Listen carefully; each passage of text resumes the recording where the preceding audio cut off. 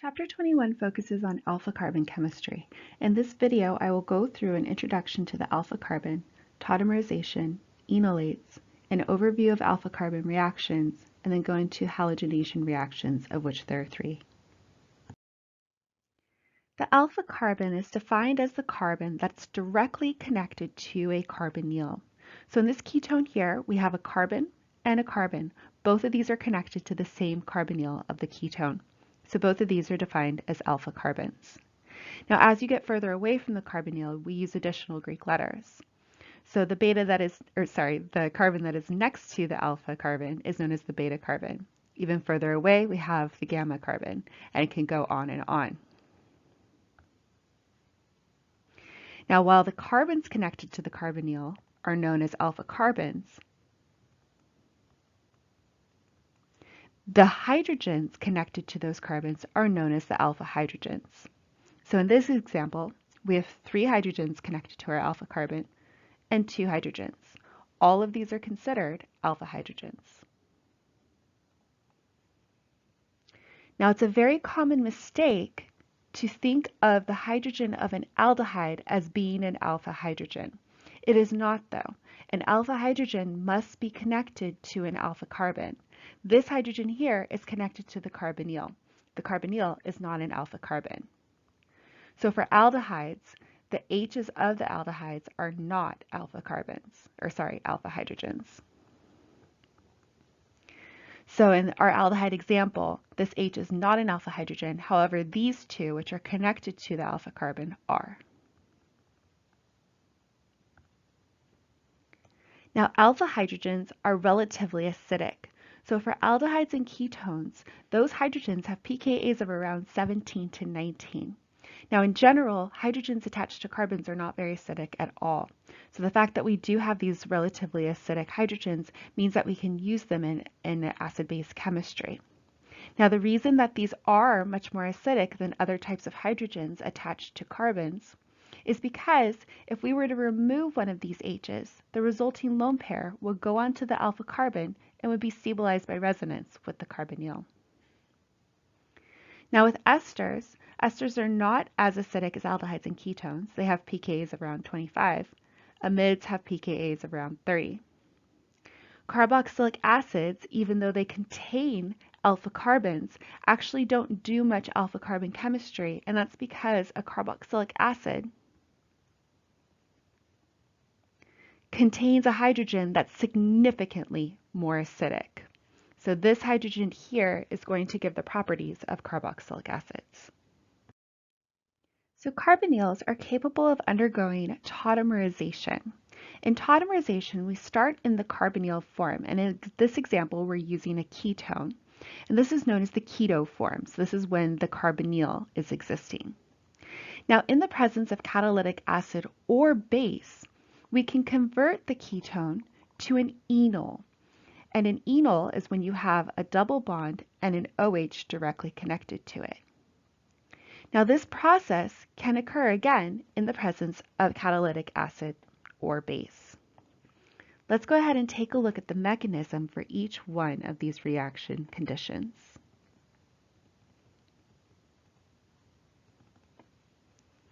So under acid-catalyzed conditions, we're going to see a similar mechanism as what we saw with the aldehydes and ketones chapter. I will be using hydronium as my acid.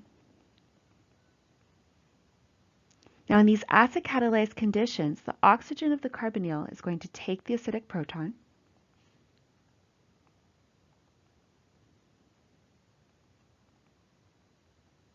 Now we have an intermediate with a positive charge on our oxygen. Now this is capable of undergoing resonance. You can have the pi electrons come up onto the oxygen atom and put a positive charge on the carbon.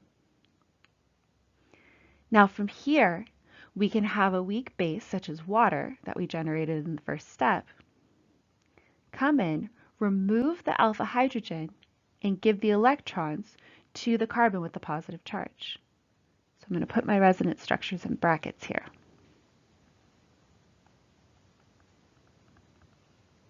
And that's how we're going to create the enol in these acid-catalyzed conditions.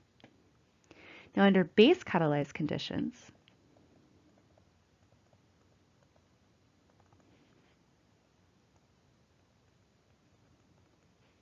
the first step is going to be the removal of the alpha hydrogen. We'll use a base such as hydroxide. We'll come in, remove this hydrogen, and give the electrons to the alpha carbon.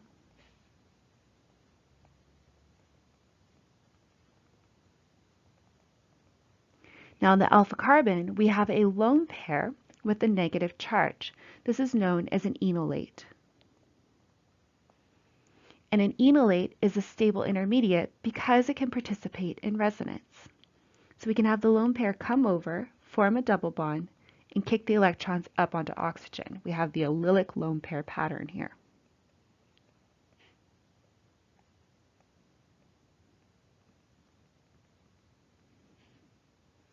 So from our second resonance structure, we can protonate the oxygen with the water that formed in the first step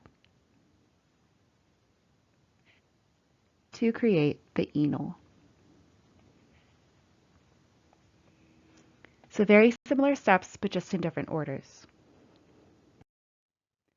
For the base catalyzed tautomerization, common bases that can form enols include ethoxide, which is often written as sodium ethoxide, or a hydroxide ion, which is often written as sodium hydroxide. So both of these types of bases are commonly used to form enols. Now, in general, when it comes to comparing the ketone form to the enol form, when it comes to aldehydes and ketones, the ketone form dominates. And that's because a carbonyl bond is highly stable. It's much more stable and much more favorable than the enol form. So in general, with the equilibrium, we're going to see a lot more of the ketone form over the enol form. However, in the case of a beta diketone, which is this molecule here, this is when we have two carbonyls connected by a single carbon. Now the reason this is called a beta diketone is we have a ketone here, an alpha carbon, and then by definition, this is the beta carbon to our first ketone. So we have a diketone where the second one is on the beta carbon. Now with this type of molecule, the enol form actually dominates. And that's because if we were to take a look at this molecule and actually draw it out with the different bonds,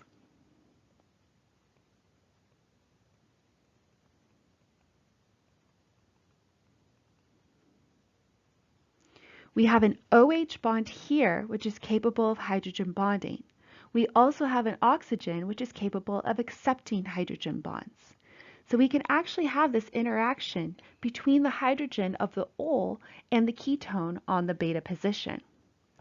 Now this interaction creates a very favorable 1, 2, 3, 4, 5, 6 membered ring. Okay, so we have this ring, and this is not a complete ring because this is just a strong interaction. So we create a favorable 6-membered ring. We also have a conjugated system here. Now in the ketone form, there's no conjugation and no hydrogen bonding. So we have two favorable things that come from having the enol form. Now it turns out that enolates are a lot more useful than enols, and we'll see what they're capable of functioning as in just a bit. Now enolates form with bases only. Now if we're intending on using an enolate, it's important to understand the equilibrium of the different types of bases that we can possibly use. So we saw that enols typically form under base catalyzed conditions with sodium hydroxide and sodium ethoxide. Now if our goal is just to form an enolate, these two bases are actually not the best type to use. If our goal is to form an enol, they would be perfectly fine. So the way the equilibrium works with these two bases is they'll come in, take the alpha hydrogen, and form the enolate. Now the equilibrium actually doesn't favor this step, so we have a very small arrow going forward and a very large arrow going back. So only a very small amount of enolate will form if we were to use sodium hydroxide and sodium ethoxide. So if our goal is to actually form an enolate with the intention of using it for something else, we want to use much stronger bases than sodium hydroxide and sodium ethoxide. So an example of a strong base is sodium hydride, and this is a strong small base.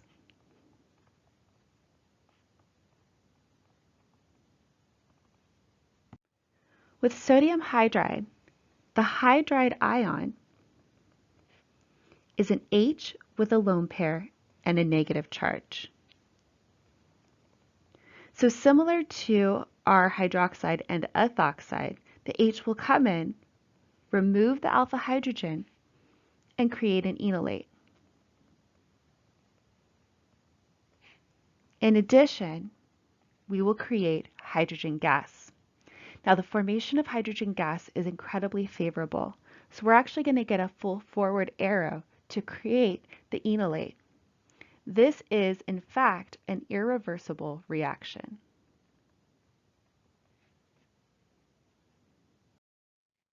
Another common base used to form an enolate is the base LDA, which stands for lithium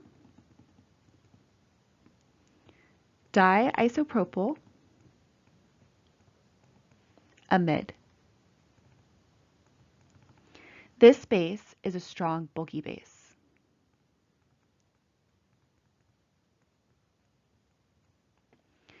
Now the lithium diisopropyl amide has this structure. So the nitrogen has two sets of lone pairs, which gives it a negative charge, and is stabilized by the lithium. Now similar to our sodium hydride, our LDA can come in and act as a base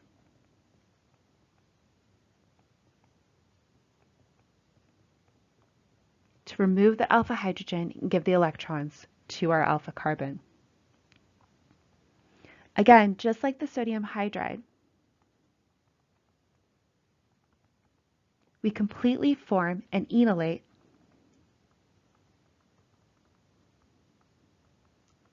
as well as the conjugate acid of our base. Now, since this conjugate acid is significantly weaker, this is also an irreversible reaction.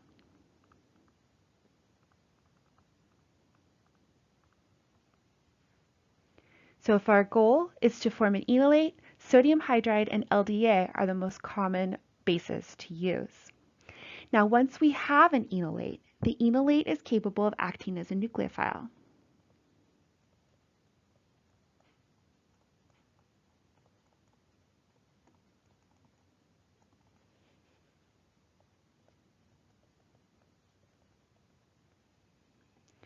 So in the presence of an electrophile,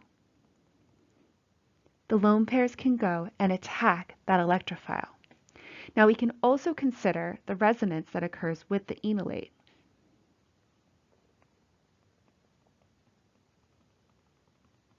So we can either have the negative charge on the carbon or the negative charge on the oxygen.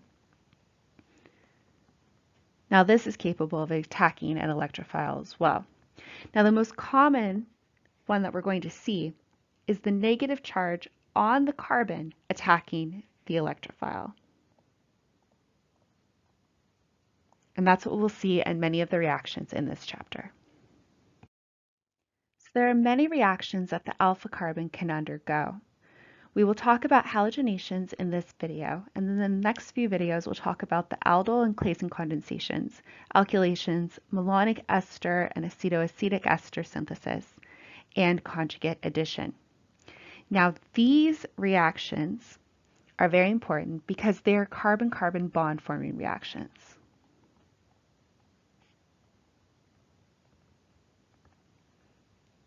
So we're just adding additional types of reactions to make larger molecules from smaller ones. There are three main types of halogenation reactions. The first is acid-catalyzed halogenation. In this reaction, we start with a molecule containing an alpha carbon. We treat it with hydronium, H3O+, as well as a halogen such as bromine. Let's go ahead and take a look at the mechanism. Now, since this is an acid-catalyzed reaction, the first thing we're going to do is protonate the oxygen of the carbonyl.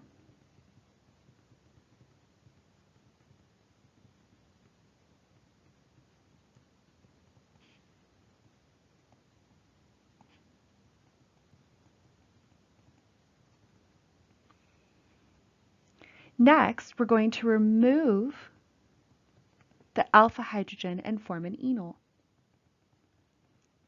Now, the water that we just generated can act as the weak base.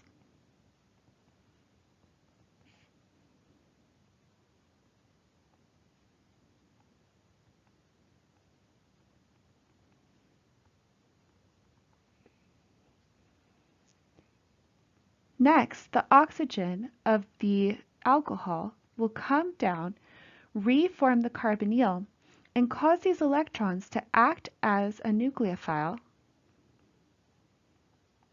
and attack the bromine. So the bromine is acting as our electrophile in this case.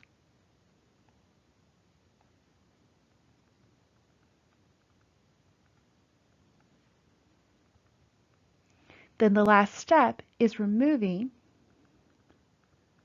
the extra H and giving the electrons to the oxygen. Now in these types of reactions, if you're working with an asymmetrical ketone or molecule, such as this one, the halogen is always going to go to the more substituted alpha carbon, and that has to do with the enol intermediate. So let's go ahead and take a look at what the mechanism would look like for this molecule here. So we would protonate the oxygen,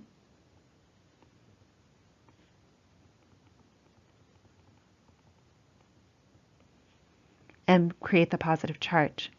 Now at this point, we would have 3 different alpha hydrogens to choose from when it comes to the water removing it. Now if we were to remove these hydrogens here and form the enol, the double bond would be less substituted than the double bond that would form between the methyl group. So we always want to form the more substituted enol, or the ene of the enol portion. So our water will come in and remove this alpha hydrogen and create our enol intermediate.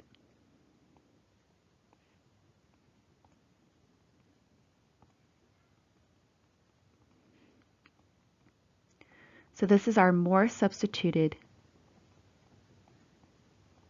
enol, which is more favorable.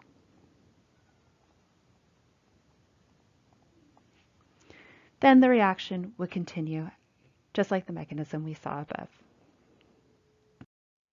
The haloform reaction is essentially a halogenation under basic conditions.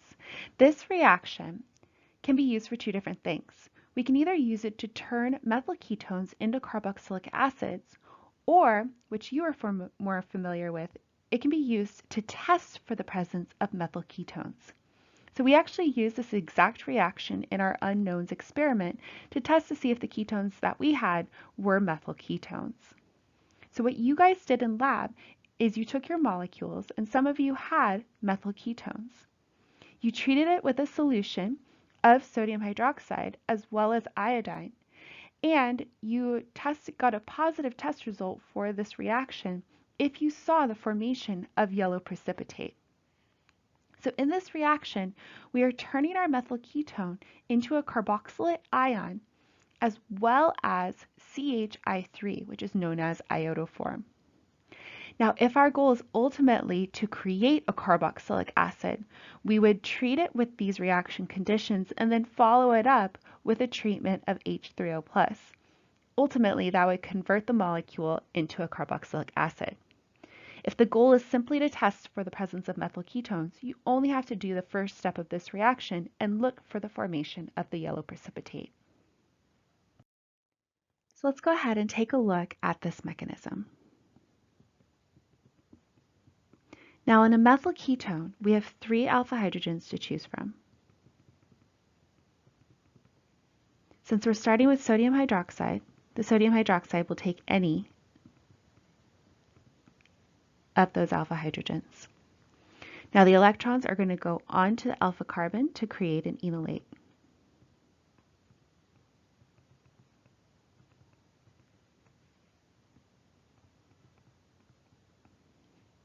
Now at this point, the enolate will act as a nucleophile and it'll attack the iodine.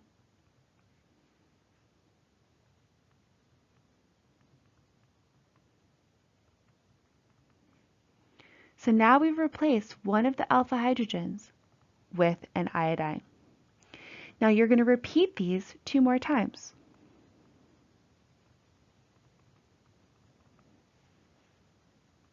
Each time we'll be removing an additional hydrogen and replacing it with an iodine. Ultimately, we will end up with a methyl group containing 3 iodines. So now our next step is our hydroxide. Now hydroxide is run out of alpha hydrogens to remove, so now it's going to act as a nucleophile instead. It's going to come in and attack the carbonyl carbon and kick the electrons up onto oxygen.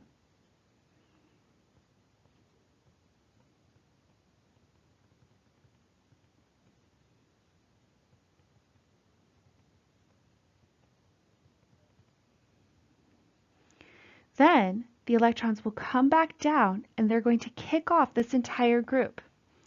This is actually a very good leaving group because all 3 iodines can stabilize the negative charge after the group has been kicked off.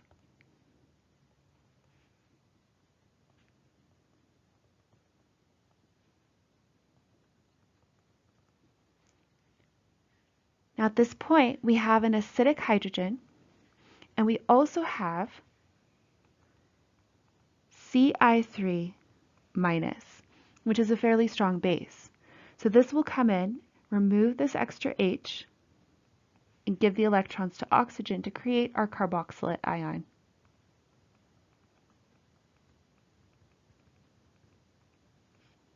As well as our iodoform.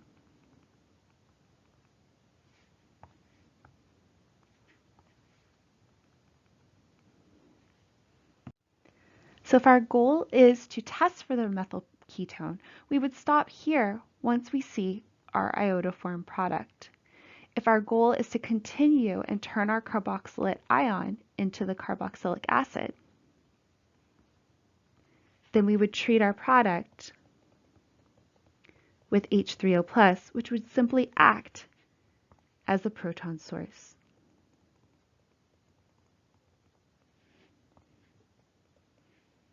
So we would provide the extra H to turn it into a carboxylic acid. But again, this would be a separate step if the goal is to create a carboxylic acid. The last reaction is known as the Hell-Volhard-Zelinsky reaction. Now this reaction is the only alpha carbon reaction involving carboxylic acid, so it's very special to carboxylic acids.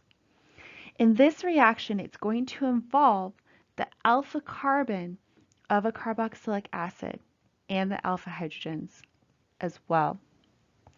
Now with this reaction, it's 2 steps.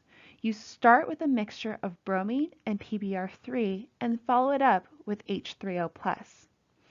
Now ultimately what's going to happen is one of the alpha hydrogens is going to be replaced by a bromine in the end. I'm not going to go through the mechanism. If you're curious, you can take a look in the book.